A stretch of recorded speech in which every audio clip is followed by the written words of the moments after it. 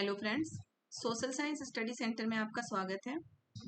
CTET के लिए हम एनसीईआरटी हिस्ट्री पढ़ रहे हैं। अभी 6th क्लास की हिस्ट्री है ये, चैप्टर 7 अशोक एक अनोखा सम्राट जिसने युद्ध का त्याग किया। हम इसमें अशोक के बारे में पढ़ेंगे कि वो किस तरह का सम्राट था और कौन से धर्म का पालन कर रहा था। वो अशोक बौद्ध धर्म मानते थे अशोक, युद्ध का त्याग करने के बाद। ठीक है, तो चलिए हम चैप्टर स्टार्ट करते हैं। चैप्टर स्टार्ट करने से पहले जो लोग मेरे चैनल पे नए हैं वो प्लीज चैनल को सब्सक्राइब कर दें, वीडियो को लाइक करें, शेयर करें और कमेंट करें।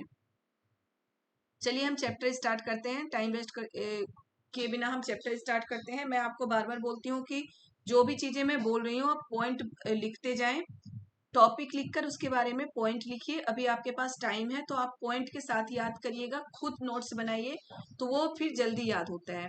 और अगर हम खुद लिखते हैं तो चीजें हम भूलते नहीं। किसी के बनाए हुए नोट्स को अगर रट के आप याद करिएगा तो वो फिर हम भूल जाते हैं, फिर वो रटी हुई चीजें ज्यादा लंबे समय तक याद नहीं रहती। इसलिए खुद नोट्स बनाना चाहिए।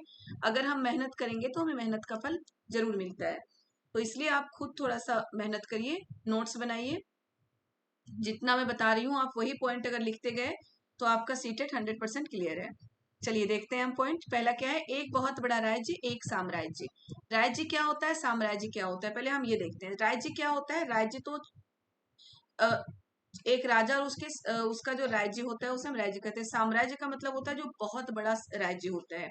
जो बहुत बड़ा राज्य होता है उसे साम्राज्य कहा गया है। सबसे पहले एक बार सीटेट में ये भी आ चुका है कि ये शेरों वाला स्तंभ शीर्ष ये कहाँ स्थापित है। तो ये शेरों वाला स्तंभ शीर्ष कहाँ स्थापित है, सारनाथ में एक विशाल स्तंभ पर स्थापित किया गया है इसे। ये क्या है, हम जिन शेरों के चित्र रुपयों पैसों पर देखते हैं उनका एक लंबा इतिहास है। उन्हें पत्थरों को काट कर बनाया गया है और उन्हें सारनाथ में एक विशाल स्तंभ पर स्थापित किया गया है। सीटेट में बेटा ये चित्र देकर, ये फोटो देकर ये पूछा गया था कि ये शेरों वाला स्तंभ शीर्ष कहाँ स्थापित है। तो ये सारनाथ में स्थापित है, याद रखिएगा। इसे बनाने वाले कौन थे, इसे बनवाने वाले अशोक थे। अशोक जिस साम्राज्य पर शासन करते थे, ये देखिए है ना यहाँ पे, अशोक के निर्देश पर इसके जैसे कई स्तंभ और पत्थरों का पर अभिलेखों को तीर्ण किया गया। तो इसे बनाने वाले हमारे अशोक थे, जो एक महान सम्राट बोला गया है अशोक को। ठीक है, देखिए अशोक जिस साम्राज्य पर शासन करते थे उसकी स्थापना दादा चंद्रगुप्त मौर्य ने लगभग 2300 साल पहले की थी।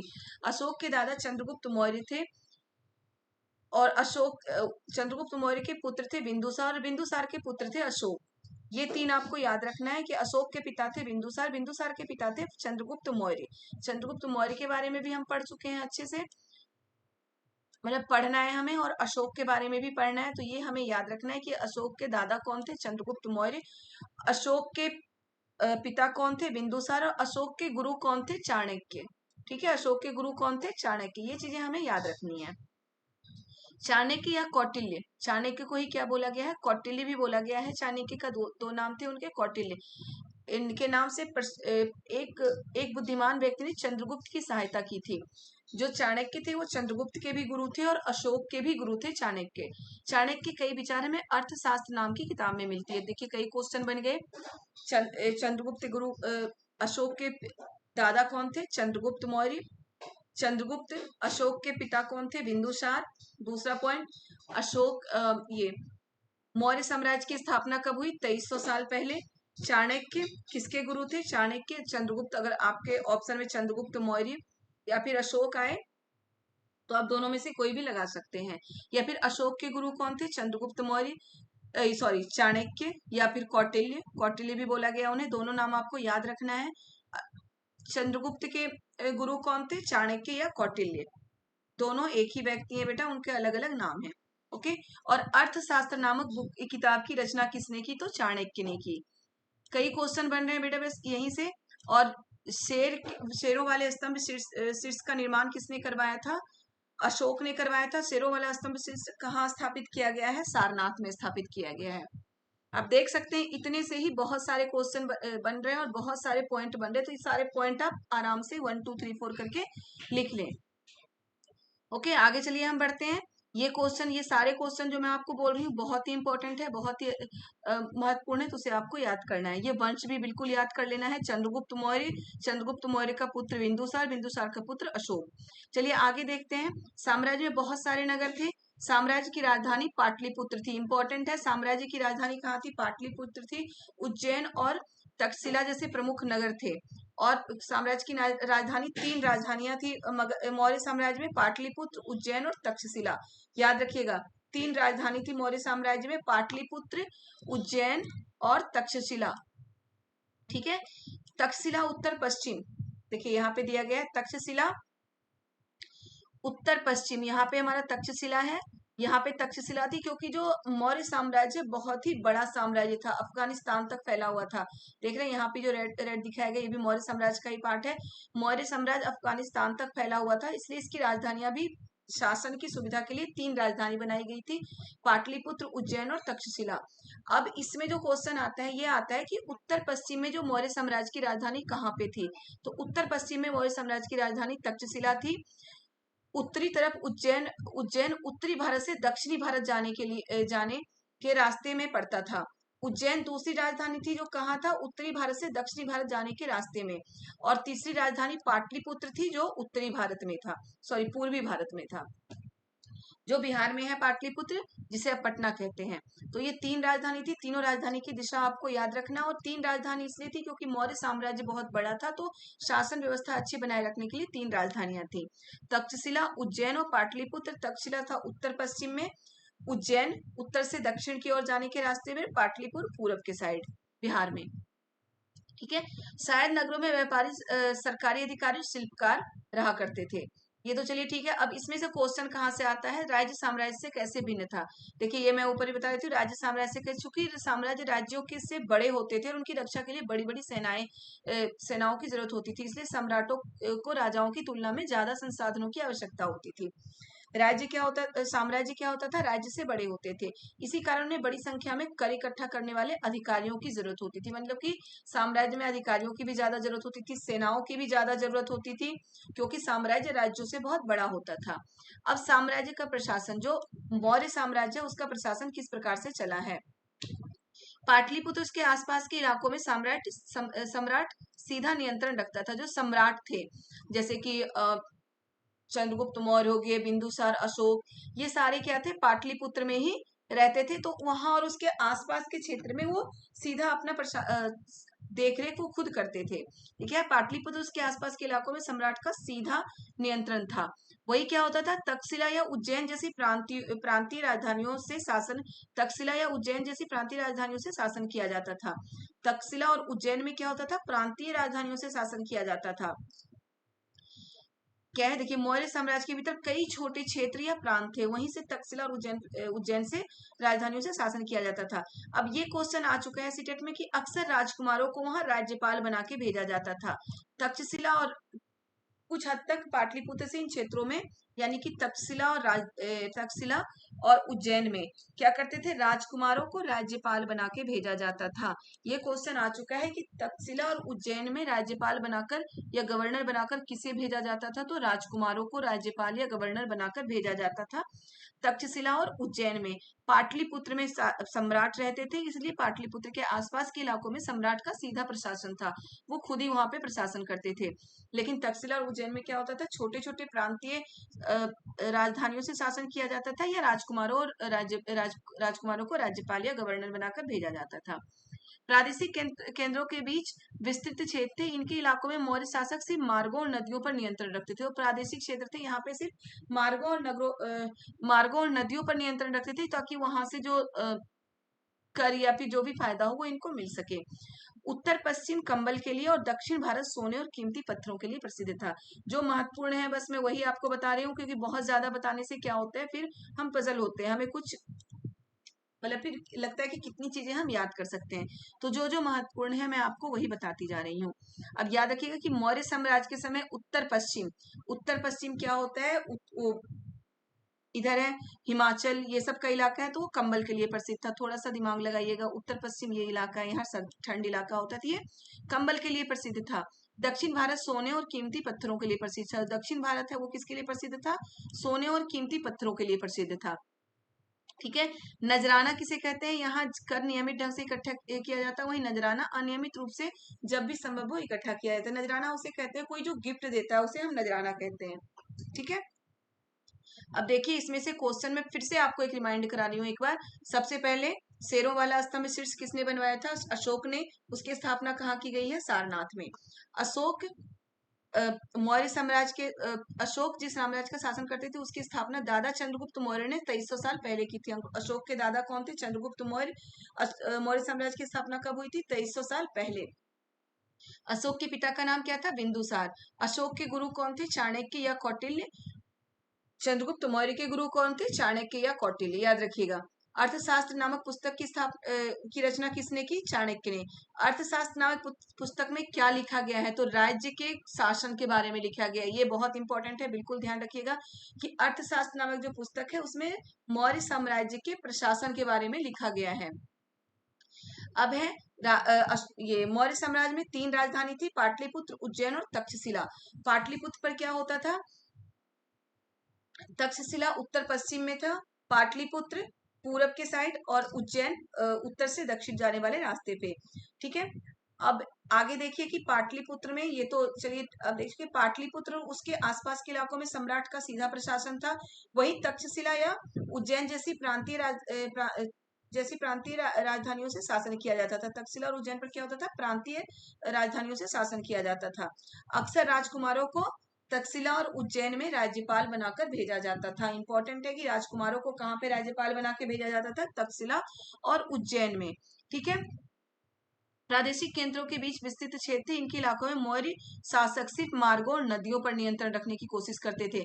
ये क्वेश्चन थोड़ा सा घुमा के भी पूछा जा सकता है कि प्रादेशिक क्षेत्रों के केंद्रों के बीच बहुत बड़ा क्षेत्र था। यहाँ पे मौर्य शासक कहाँ शासन करना चाहते थे? तो मार्गों और नदियों पे, जो कि आवागमन के लिए महत्वपूर्ण था। यहाँ से उन्हें जो संसाधन कर और भेंट के रूप में मिलते थे वो इकट्ठा किया जाता था। ठीक है, तो ये याद रखिएगा कि मार्गों नदियों पे क्यों शासन करना चाहते थे? क्योंकि वहां जो संसाधन और भेंट उन्हें मिलता था उन्हें वो इकट्ठा करते थे। और उदाहरण के लिए अर्थशास्त्र में ये लिखा गया है, ये जो चीजें मैं आपको नीचे बता रही हूँ कि कंबल, उत्तर पश्चिम में कंबल और दक्षिण भारत में सोने के लिए प्रसिद्ध था, ये कहाँ लिखा गया? ये अर्थशास्त्र की पुस्तक में लिखा गया। अर्थशास्त्र की पुस्तक लिखने वाले चाणक्य या कौटिल्य थे। ठीक है, नजराना क्या होता है? नजराना जो गिफ्ट जिसे हम बोलते हैं वो नजराना है। राजधानी में सम्राट मेगस्थनीज चंद्रगुप्त के दरबार में पश्चिम एशिया के यूनानी राजा सेल्यूकस निकेटर का राजदूत था। याद रखना है कि मेगस्थनीज, ये ऐसा क्वेश्चन आता है कि मेगस्थनीज किसके शासनकाल में भारत आया था? चंद्रगुप्त के शासनकाल में भारत आया था मेगस्थनीज। किसका राजदूत था ये? यूनानी राजा सेल्यूकस निकेटर का राजदूत था। 2 क्वेश्चन इससे बनता है कि मेगस्थनीज किसके शासनकाल में भारत आया था? चंद्रगुप्त मौर्य के शासनकाल में। मेगस्थनीज किसका राजदूत था? तो सेल्यूकस निकेटर का राजदूत था। ठीक है, अब देखिए हम अशोक के बारे में, तभी मौर्य साम्राज्य के बारे में हम पढ़े थे। अशोक एक अनोखा सम्राट। तो अशोक को अनोखा सम्राट क्यों बोला गया है? वह ऐसे पहले शासक थे जिन्होंने अभिलेखों द्वारा जनता तक अपने संदेश पहुंचाने की कोशिश की। बहुत इंपॉर्टेंट है कि अभिलेख, जो कि पत्थरों पर खुदाई करते हैं अभिलेख, उस पर लिखकर जनता को अपनी संदेश पहुंचाने वाला सबसे पहला शासक कौन था? अशोक था। सबसे पहला ऐसा शासक था जिन्होंने अभिलेखों द्वारा जनता तक अपने संदेश पहुंचाने की कोशिश की। अशोक के ज्यादातर अभिलेख प्राकृत भाषा और ब्राह्मी लिपि में थे। क्या थे अशोक के ज्यादातर अभिलेख? किस भाषा में थे? प्राकृत और ब्राह्मी लिपि में। प्राकृत भाषा में पिछले चैप्टर में आपको बता चुकी हूँ। प्राकृत भाषा जो लोकल लैंग्वेज होता है वो होता है। ब्राह्मी लिपि एक लिपि होती है जिसमें अभिलेख की खुदाई होती थी मौर्य साम्राज्य में। ठीक है, तो अशोक पहला शासक था जिसने अभिलेखों द्वारा जनता तक अपनी संदेश पहुंचाने की कोशिश की। अशोक के ज्यादातर अभिलेख प्राकृत भाषा और ब्राह्मी लिपि में लिखी गई थी। ओके, अब अशोक और कलिंग का युद्ध, ये बहुत बार आप सुन चुके होंगे कि कलिंग के युद्ध के बाद ही अशोक ने क्या किया था? युद्ध का त्याग कर दिया था। क्योंकि अशोक जब वहां पर ये देख रहे थे कि कलिंग के युद्ध में जीत के बाद वहां पे लाशें पड़ी हुई थी, बहुत लोग मारे गए थे, तो उन्हें इन चीजों से बहुत ज्यादा घृणा होने लगी कि उनके कारण, बस साम्राज्य विस्तार के कारण इतने सारे लोग मारे गए, निर्दोष लोग। वो लोग तो अपने राजा के लिए काम कर रहे थे, वो निर्दोष लोग साम्राज्य विस्तार के कारण मारे गए, इसलिए उन्होंने युद्ध का परित्याग कर दिया था। है, लेकिन युद्ध जनित हिंसा और खून खराबा देखकर उन्हें युद्ध से वितृष्णा हो गई। उन्होंने निर्णय लिया कि अब भविष्य में कभी युद्ध नहीं करेंगे। ये क्वेश्चन भी आ सकता है कि किस युद्ध के बाद अशोक ने निर्णय लिया कि भविष्य में कभी युद्ध नहीं करेंगे? तो कलिंग युद्ध के बाद। अब इससे जो क्वेश्चन आ चुका है और आ सकता है वो ये भी है कि कलिंग कहाँ है? तो कलिंग तटवर्ती उड़ीसा का प्राचीन नाम है। ठीक है, कलिंग, कलिंग क्या है? तटवर्ती उड़ीसा का प्राचीन नाम है। और कलिंग युद्ध के बाद ही अशोक ने युद्ध का परित्याग कर दिया था और भविष्य में कभी युद्ध ना करने की कसम खाई थी उन्होंने। अब अशोक का धम, धम यहाँ क्या बोला गया? किसे बोला गया? धम यहाँ पे धर्म को बोला गया है। ठीक है, तो अशोक बुद्ध के उपासक थे, वो बुद्ध के उपदेशों से प्रेरित थे, तो बौद्ध धर्म मानते थे। सिंपल है, अशोक बौद्ध धर्म मानते थे अगर बुद्ध के उपासक थे और बुद्ध के उपदेशों से प्रेरित थे। बौद्ध धर्म का प्रचार उन्होंने बहुत, मतलब कि नेपाल, अफगानिस्तान, बहुत दूर दूर तक उन्होंने बौद्ध धर्म का प्रचार किया था। एशिया के बहुत सारे क्षेत्रों में अशोक के द्वारा बौद्ध धर्म का प्रचार किया गया था। धम्म महामात नाम के अधिकारियों की नियुक्ति की जाती थी। अब अशोक के द्वारा क्या होता था? धम्म महामात नामक अधिकारियों की नियुक्ति की गई थी, जगह जगह जाकर धर्म की शिक्षा देते थे। अब ये क्वेश्चन भी आ सकता है कि धम्म महामात नामक अधिकारियों की नियुक्ति किसके शासनकाल में की गई थी? तो अशोक के शासनकाल में की गई थी धम्म महामात नामक अधिकारियों की नियुक्ति, जो जगह जगह जाकर धम्म यानी कि धर्म की शिक्षा देते थे। अशोक ने यह महसूस किया कि जिन इन समस्याओं का निदान उनका कर्तव्य है, मतलब जो भी समस्याएं उनके चल रही है कि पड़ोसी के बीच झगड़े हो रहे हैं, मार काट हो रहा है, जानवरों की बलि चढ़ाई जा रही है, एक दूसरे को मारा जा रहा है, तो इन समस्याओं का निवारण करने के लिए अशोक को ये लगा कि हम अगर धर्म का प्रचार करें तभी इन समस्याओं का निवारण हो सकता है। तो उसके लिए धम्म महामात्य की नियुक्ति की गई, जो धर्म की शिक्षा देते थे जगह जगह जाके। और अशोक ने अधिकारियों को निर्देश दिया गया था कि राजा के संदेश को लोगों को पढ़कर सुनाएं।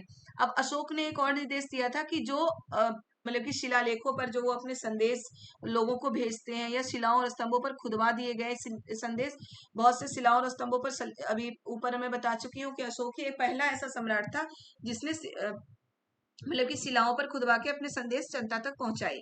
तो वो जनता तक सिर्फ खुदवा के छोड़ते नहीं थे, बल्कि अधिकारियों को ये निर्देश दिया गया था कि वो राजा के संदेश को उन लोगों को पढ़कर सुनाए जो खुद पढ़ नहीं सकते थे।